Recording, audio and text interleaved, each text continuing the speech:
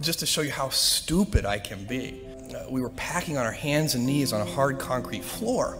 And I had this brainstorm, and as I said to the person next to me, this packing is killing me. You know, my back hurts.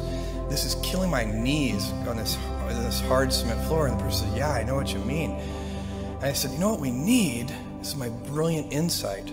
We need knee pads. I was very serious. And this person looked at me like I was the stupidest person they'd ever seen. They're like, I'm working for this person. This is great. And said, what we need is packing tables.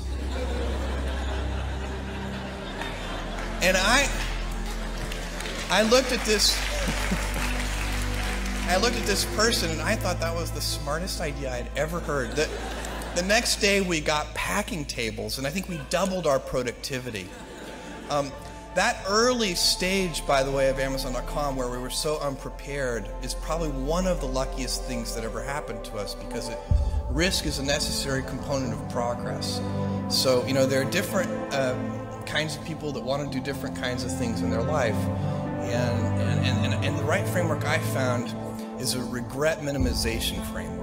And so that's just a nerdy way of saying that you want to project yourself to age 80, and then think back over your life.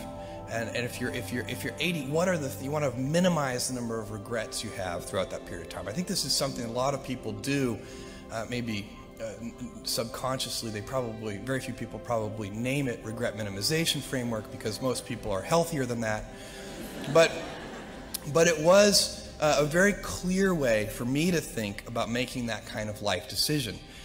And the way it helped was, I thought, okay, if I go do this thing and participate in this thing called the internet that I genuinely believe is going to be a big deal, and if I fail, am I going to regret having tried and failed? And I knew the answer to that was no.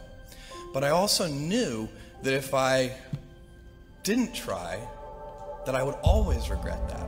I would always wonder, and it would haunt me. You can't follow the fashion when you're trying to do a startup company, or I think really anything in life.